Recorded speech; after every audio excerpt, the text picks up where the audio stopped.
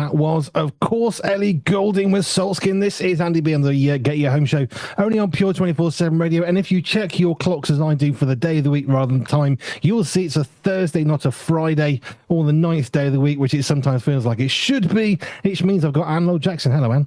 Hello. Great to be here. Hello. Now, I have a drink because it's hot. Well, it's not so much hot, it's humid, which I know it is on Jersey for you as well.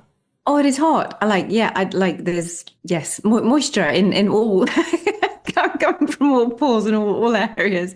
It is hot. This is going to be tough for some of our sensory people for sure. It will, and it struck me because I woke up this morning thinking, oh, it's not too bad, it was quite cool. There wasn't much sun, went outside, did a bit of work. I always put a hat on as a matter of course, it's just what I do. I don't know, driving trucks, you just get used to wearing a hard hat, so I put a hat on. We were outside for 15, 20 minutes. Do we need suntan lotion? No, it's 9:30 in the morning. It's not a problem. It's loads of clouds. 10 minutes later, we're all diving inside the house to get some cold drinks, to get some suntan lotion, cover up some more. It's just, hello, there was cloud. I know, and it has just changed so drastically. And then we had a shower this morning, and I thought, oh, that's nice. That's nice and fresh. And then all of a sudden, like the heat just goes woof. You know, sudden change in temperature. Lovely to have a bit of heat back, but like, does it really need to be quite so extreme? So I had some questions. It's completely self-interesting, but not necessarily. So I've been working on our exhibition stand today, and it's got me thinking, because I'm a dad, so I always think about little children. Always, because I know what it's like to have small children at a festival or something, because they get bored really quick. So we're thinking, well, how can we engage little children on the stand? How can we engage, how do I put this, bigger children in their 50s? How do we engage them? Because, hey, people get bored, and it's very hot and very stuffy. But as we've been planning out the exhibition stand we've got 3 by 2 meters space, 3 meters wide, 2 meters deep, basically 2 meters tall, thereabouts. And so we think, well, how do we make this good for people who want to come along? So, of course, we're looking at the visual aspects. Is it going to draw people in? Are there good colors? Is it, nice clouds? We love black and white because it's very, very easy to read. There's some yellow in there, which just stands out. So all that's sort of the obvious part of a stand, but it got me thinking about sensory health, because it's all very well having a pretty stand, but is it inviting? Because even if you've got lovely oranges and greens and reds and all those luscious colors, or even pastels, it can be uninviting. And one of the things that we're spending a lot of time on, it's not so much we want people to come onto the stand to pay money for stuff. That's not what we're doing it for. What we want is to have conversations. How do we best engage them? So the colors are great. I'm really happy with that. But now we're trying to think, well, we've got a 3 meter gap. Well, do we put a table here? Do we put a table there? Do we put a stand at the back? Do we have a TV? Is that information overload? Do we put toys on the floor for children? Is that a dangerous thing? So it got me thinking, hey, I thought I'd ask you, what are some of the good things that exhibitors might want to consider if they're at a festival with a very mixed audience? Yeah, as you were talking, the first thing that came to mind was a different seating option, because that's the one thing when you're at a festival and you're going around from place to place to place, is that you get tired. You're on your feet an awful lot. And what people don't have is an opportunity to sit. And if people sit, they're more likely to talk. So although it is a use of space, it's like, okay, how can we help people to take the weight off their feet? So they might come and have a chat, but do it in a way that is different. So it's not just a box standard chair. Anybody can have a chair, but is there anything that is foldable enough? Because obviously when you are on a exhibition, you have to have things that can fold up, they can pack away, they're easy enough to transport, all of that, and they're not too heavy. So and all of that stuff goes into the thought processes of what you take with you when you're exhibiting.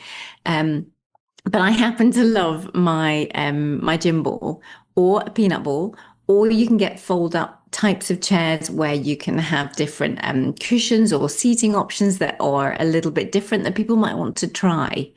And they can bounce up and down. They can have, you can have little bungee ropes around if you do have a normal chair, but you want to make it a little bit different, a little bit inviting. Use the proprioceptive sense, use the vestibular sense. How could you challenge their balance while they're standing there? And maybe you want to have a little gizmo on the floor that it's like a little bounce pad. You know, you're just talking about drummers. I think I don't know if it was just before we came live, but you know, little drummers will take around little drum pads with them. so that they can practice. And it's just like, what other little things can we have that will engage people? Little things that they can stand on, little things that they can move on, something that's just a bit different from a sensory perspective. So it challenges their touch system or their proprioceptive system or their vestibular system, because most people are looking at the other senses, as you say, the colors and the smells and the sights, and they might have their chewies. They might have something for the oral motor. They might have some sweets. But let's have a look at the different senses, because that's how we get sensory healthy, and we can attract people in using something different to what other exhibitors might do, because they're not so aware of people's sensory health. You see, I was just thinking like a wooden toy of some sort, because that's where my brain goes. Simple wooden toy, like an abacus kind of thing, or building blocks. I don't know, something that isn't going to be dangerous, because you've got to think about people tripping over and all that sort of stuff. But I was thinking, how do we better engage? One of the things we've done in the past, which we're probably not going to do just because of limitations of space, is we've got a lyric game where we ask people, is this who's written this particular song, or what kind of genre of song might this be from? That's quite a good way. Now, we haven't got the space this time to do that, but that's been quite a good way of getting people to think just a little bit differently, rather than, hey, we're a radio station, let's talk to you. It's, well, who would write this song? Where would you might find this? Is this heavy metal? Is it classical? Who knows? Is it opera? So it's one of those things we've done, which is quite good fun, because it's a way of engaging people, which is what we want to do. We want to say, look, this is awesome. So colours matter, but also just the visual space. This is another thing I realised. What I remembered when I was working in retail many years ago, is I was stood one day and I had my arms out across two TVs, and my manager came afterwards and said, "You do realise you've just taken up 2 meters of space, and anybody who's looking at you from outside the shop is now seeing somebody who's trying to block them coming in. Psychologically," he said, "you've got to think about how you stand. You can't just stand with your arms out." I'd never thought about things like that, and it does make me consider how we set our stand up so that it's not closed. We want it cozy and comfy. It's going to be hot, not too comfy or cozy. Don't want that. But it just got me thinking about engagement. The seating was interesting. So last year there was it was a Christian dating app who had this huge seating area, and everybody just went to sit. Now they were getting a bit frustrated with, it's not here for that, but it's there, and people desperately want to sit. So if you put chairs out, people will come and sit, which is perhaps something organisers of festivals might want to consider. That would be kind of nice, or at least seating options around. If exhibitors, okay, there's a couple of ways my brain is just firing off here. The first one is having a timer that if they come and sit, that it's limited, because there are other people who want to come. So you can set a timer and put your egg timer on, or set a time timer, or something visual that people know that after 5 minutes, yeah, you've had a lovely chat, but please move on. You know, it's kind of like that there are time limits for this, so that you don't just sit and take up the space. And that exhibit, you know, organised would be great to have little seating options around the area, for that purpose. So it's trying to find the balance as an exhibitor, how you can tie into the fact that exhibition people don't put seating in, so therefore you use seating in a way that's helpful. But maybe that's where the likes of the gym ball, or something that's more erratic, where people don't want to actually spend too much time on it, that they'll enjoy it for the fun element of doing something completely different, or standing on a bounce pad, or like that's like a mini trampoline type thing, or having a go with pulling some therabands while they're sitting on something. But it's the novelty factor of them being there, rather than giving them a big sofa that they'll just want to sit on and bring their cup of tea and just stay there for the next half hour. And it's like, I haven't got room for this, because I really want to be able to talk with people. I just think it's fun. We had a big TV that we were using. I think it was great. The TV is very visual. It draws people. We saw someone using it recently and thought, yeah, that's why we think this is a good idea. We were doing the same. But actually in the space when we put the TV in, we thought it's a bit too much. Actually, it's a bit too big. It's about 32 inches or something. So we switched to something much smaller, because yes, it's good, and yes, it's visual, and yes, it's wonderful, and there's lots of vibrant colours. We can do all sorts. Also, we don't just want people to watch TV. That's kind of not the point. So you also want to engage. So we've got a much smaller TV now that we had lying around that we've not used for ages, that I've got out dusted, and that'll work. and it's about a quarter of the size. It'll still do the same job. We can put some information on there and all that sort of stuff, and it'll be visually attractive. But sound is another one, because I am very grateful to most organisers who are very, very hot on no noises, no sounds, because some people play music really loudly and it's just, you can't hear yourself. There's enough noise as it is. So I'm very grateful that a lot of the organisers are quite hot on that one. And if you're playing music or something, it's like, no, turn it down. Well, yeah, but it's really good. No, but next door doesn't want to hear it because they also want to be able to talk to people. So I'm excited about it. I'm also nervous about how tiring it's going to be, but make it fun for people, because that's what we love to do. We love to engage, inspire, encourage, and uplift. And if we can do that in some way, that's really, really good. So even things like fairy lights, I love fairy lights. There'll be twinkly lights on our stand, I can promise you, because I just think they're better. It makes everything better. See little Christmas lights in the summer. I love fairy lights. I think they are the most loveliest thing. They're just the simplest thing. But yeah, they are absolutely lovely. They lift so many people's spirits quite remarkably. They're happy. Yeah. Right. Festivals in general, because festival season is upon us for many people. Where are we? We're in mid-end of June at this point. July, people will be looking to festivals. You've got festivals already starting to happen. One of the single greatest problems of any festival is the mixing together of temperature, tiredness, not your own loo, and trying to find water. I would say that's probably the biggest problems. How can we best prepare people ahead of the summer for preparing for those kinds of struggles, shall we say, ahead of the summer? How can they best prepare themselves for children who aren't sleeping because it's too bright? There's noise in the tent next to you because they're playing music really loud till late. How can we best help our children, our families, our older folk who might be coming with us? How do we best prepare and help them? Oh, such a good question. So many different areas that we could really dig into from this perspective. The most obvious ones, let's cover those. Things for the eyes to block out the eyes, things for the ears to block out the ears, different ways of putting other music in so you can block other people's music in. So you have that white noise, all the other different types of noise that your ears can feed on that your individual is happy with. But I really like to look also at the proprioceptive system, which is when you've got your water bottles and you've got this to carry and you've got this to carry, and where do you put all of this stuff and how do you carry it around? If you want to take your own toilet paper with you, where are you going to put it? It's like, so it's finding those things that you can strap around your body. It's wearing the clothes that are going to have that extra pocket or 5 around the place, whether you go with your cargos on, whether you go with your shorts, whether you have items that your rucksack. Do you have one that goes on the front as well as on the back? You've got your bum bag. Have you got your what are the things? Calculate before you go. What are the things you actually want to carry with you? So you've got certain things that will be in the tent, the caravan, wherever you're staying. And then there are other things that you will want to bring with you. Your chair to sit on, something to wobble on, something to drink, something to wipe yourself with, hand wipes.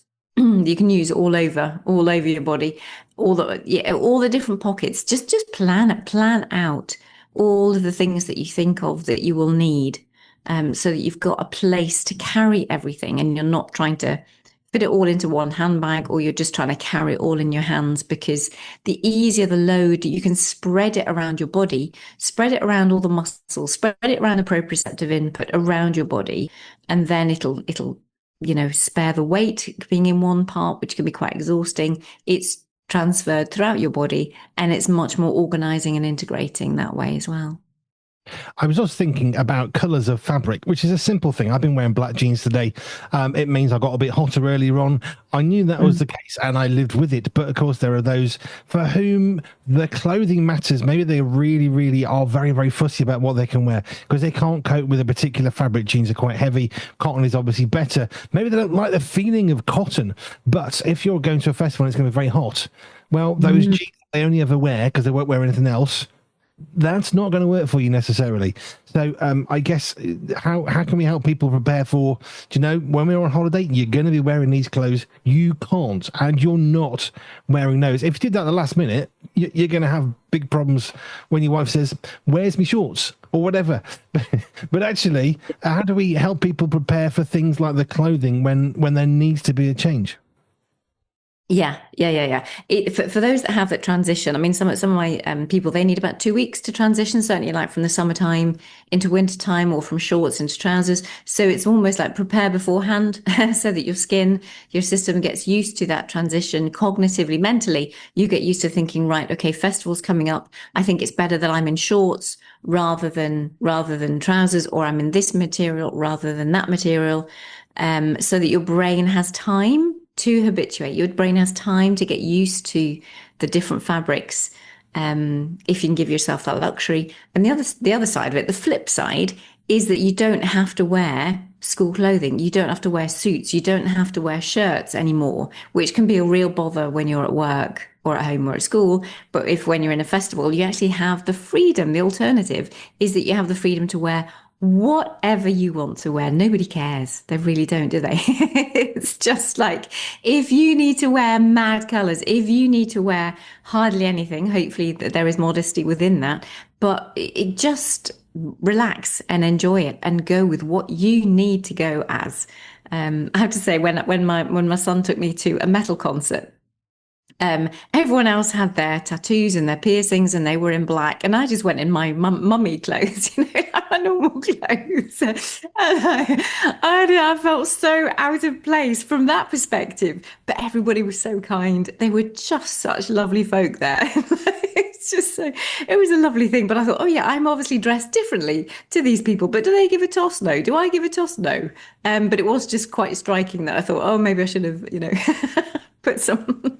I could have put something a little bit different on if I'd have been that bothered by it, but I wasn't. So Black hat.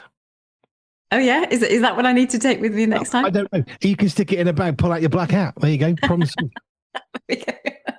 So you're saying about 2 weeks in terms of trying to help somebody who struggles with the sense of the cloth on their skin. It's about 2 weeks for them to kind of go from, okay, that's a jeans material, to, okay, now we need to get you into cotton for the summer. 2 weeks.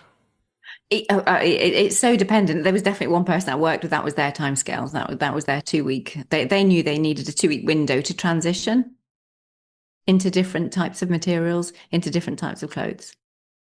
But I guess just don't rush into it. The thing is, if you want to enjoy something, you need to make preparation. You don't just arrive. Well, I suppose when I was 18, I might have done, just chuck some stuff in a rucksack and off I go.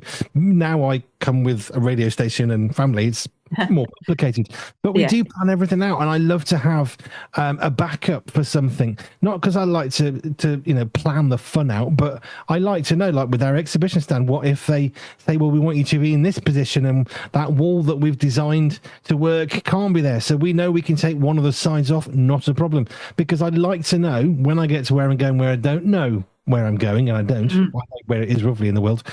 I've got options, and those options, for me personally, creates a great deal of stress relief, because now I'm not thinking, well, this is all I've got and it has to work. Now we've got options. So we've got a 2 meter banner, we've got 3 little ones, we've got 2 1 meter banners, and we've got all these options that we can do. So we're planning ahead, and we'll take it all just in case. You never know. But I think options do help, but options require planning. I mean, you mentioned toilets and toilet roll. I have a special bag which doesn't come home. When I'm out, I go to Portaloo, and it has hand sanitizer, it has wet wipes, and it has toilet roll in there, it has a torch in there because it's nighttime, and I hang it on the back of the door. I've got everything I could ever possibly want, and I planned it out.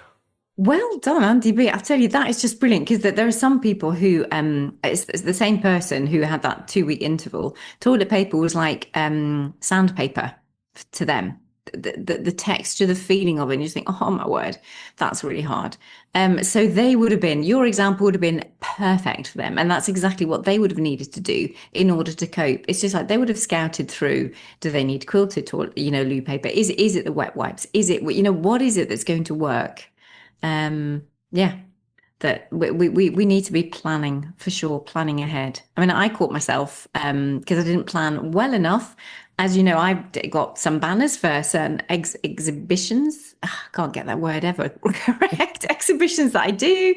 But I was flying over, but this time the luggage capacity was only 15 kilos.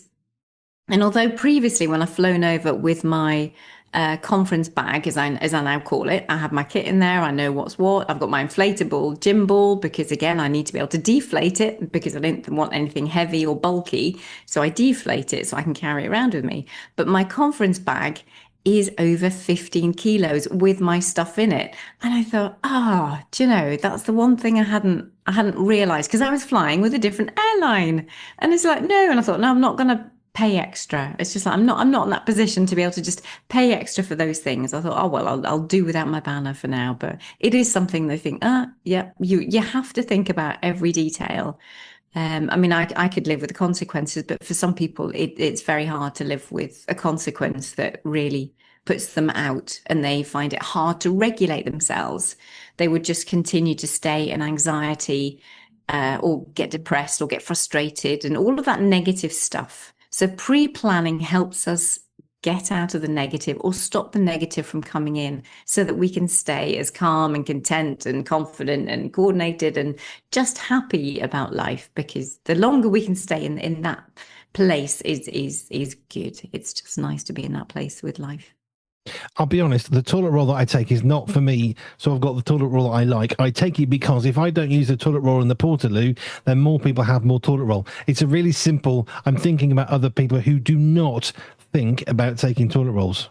Wow. How is that? God, there you go. I've never heard of that before.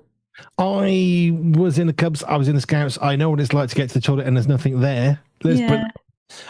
So it takes nothing for me to walk with a bag with a torch and a toilet roll, use my own toilet roll, and then, graphic details. But it means that I'm not using stuff up for other people who might need it more. Wouldn't that be a considerate world if we all kind of did that and the organizer would be like, where's that toilet roll? I know. Do you know what struck me? Where was it? There's a men's festival a year ago, a couple of years ago, you went to, and it was immaculate. At the end of the festival, all these blokes, all these, comments about men, immaculate.